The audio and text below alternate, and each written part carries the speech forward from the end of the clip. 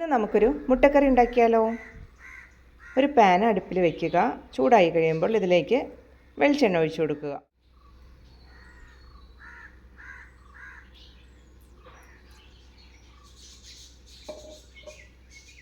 വെളിച്ചെണ്ണ ഒന്ന് ചൂടായി കഴിയുമ്പോൾ അതിലേക്ക് നമ്മൾ ഇഞ്ചി വെളുത്തുള്ളി ചതച്ച് വെച്ചതാണ് ആദ്യം തന്നെ ചേർത്ത് കൊടുക്കുന്നത്.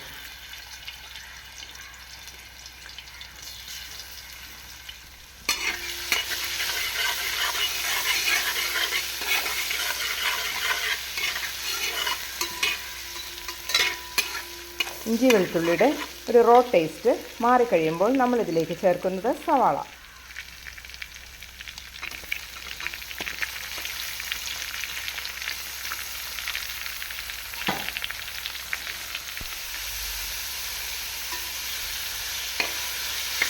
നന്നായിട്ട് വഴറ്റി കൊടുക്കുക.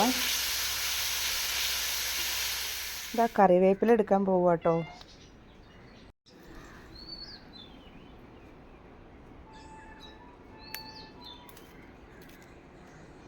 ഞാൻ കറിവേപ്പില ആഡ് ചെയ്ത് കൊടുത്തു. അതുപോലെ പച്ചമുളക്. ഇവിടെ നമുക്ക് അധികം എരിവ് ഇഷ്ടമല്ല കേട്ടോ, അതുകൊണ്ട് കുറച്ചാണ് ഇങ്ങനെ ആഡ് ചെയ്ത് കൊടുക്കുന്നത്.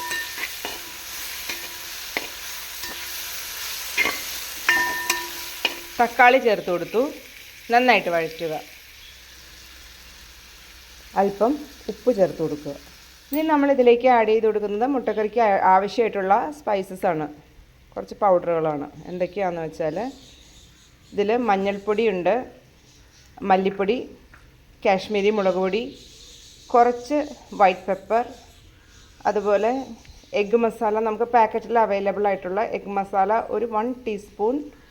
പിന്നെ നമ്മൾ ഇതിൽ ആഡ് ചെയ്ത് കൊടുത്തിരിക്കുന്നത് അല്പം ഗരം മസാല, ഒരു പിഞ്ച് മതി. എന്നിട്ട് നന്നായിട്ട് ഇതിൻ്റെ റോ ടേസ്റ്റ് മാറ്റിയെടുക്കുക. ഈ പൊടികളെല്ലാം സവാള മാറ്റി വെച്ചിട്ട് ഇവിടെ ഇട്ടാണ് ഞാൻ ഒന്ന് സോട്ട് ചെയ്യുന്നത്. ഇതുപോലെ നടുക്ക് ആ പൊടികൾ ഇട്ട് കൊടുത്തിട്ട് ഒന്ന് അതിൻ്റെ റോ ടേസ്റ്റ് മാറ്റിയെടുക്കുക. മുട്ടക്കറിക്ക് വേണ്ടിയിട്ടുള്ള മസാല അതാ നന്നായിട്ട് ഞാൻ ഇതുപോലെ നന്നായിട്ട് വഴറ്റിയെടുത്തിട്ടുണ്ട്. എന്നാലാണ് നമ്മുടെ കറിക്ക് ടേസ്റ്റ് ഉണ്ടാവുള്ളൂ. ഇനി ഇതിലേക്ക് ഞാൻ തേങ്ങയുടെ 2ാം പാല് ചേർത്ത് കൊടുക്കുന്നുണ്ട്. ഇതധികം കട്ടിയില്ലാത്ത പാലാണ്.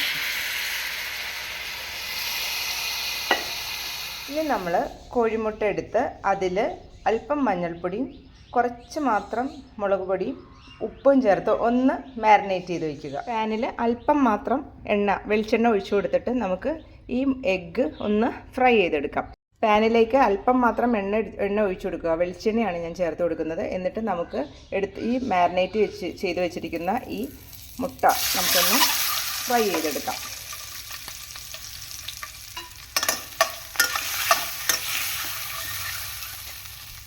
ഞാൻ കുറച്ച് കറിവേപ്പിലയും കൂടി ചേർത്ത് കൊടുക്കുന്നുണ്ട്.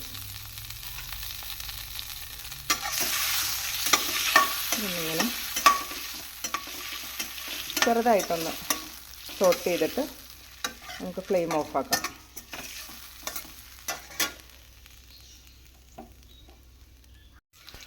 ഈ കോഴിമുട്ട നമ്മൾ ഇതിനെടുത്ത് നമ്മൾ കറിയിലേക്ക് ചേർത്ത് കൊടുക്കണം.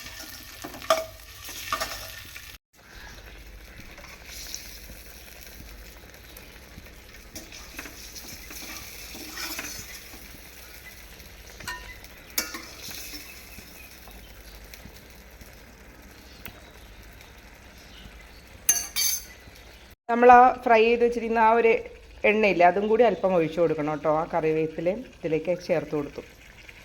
ഈ ഒരു ടൈമിലാണ് നമ്മൾ ഇതിലേക്ക് ആവശ്യമുള്ള വെള്ളമെല്ലാം ചേർത്ത് കൊടുക്കുന്നത്. കുറുകിയ തേങ്ങാപ്പാൽ ഒഴിച്ചു കഴിഞ്ഞാൽ പിന്നെ അതിന് ശേഷം നമ്മൾ വെള്ളമൊന്നും ആഡ് ചെയ്ത് കൊടുക്കാൻ പാടില്ല. എനിക്ക് പാകത്തിന് ഗ്രേവിയൊക്കെ ആയിട്ടുണ്ട്. ഇനിയിപ്പോൾ കുറുകിയ തേങ്ങാപ്പാലും കൂടെ എനിക്ക് ഒഴിച്ചു കൊടുക്കാനുണ്ട്.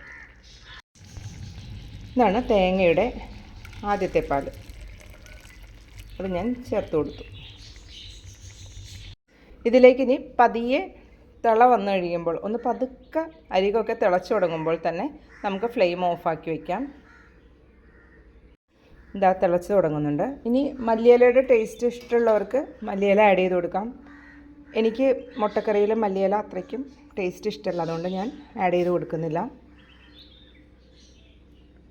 നമ്മുടെ മുട്ടക്കറി റെഡി.